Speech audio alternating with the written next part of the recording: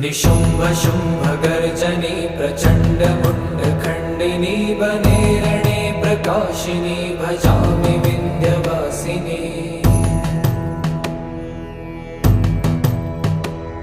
त्रिशूलमुण्डधारिणी धरा विघातहारिणी गृहे गृहे निवासिनी भजामि विन्ध्यवासिनी। दरिद्र दुःखहारिणी सदा विभूतिकारिणी वियोगशोकहारिणी भजामि विन्ध्यवासिनी। लसत्सुलोललोचनं लतासनं वरप्रदं कपालशूलधारिणी भजामि विन्ध्यवासिनी। कराब्जदा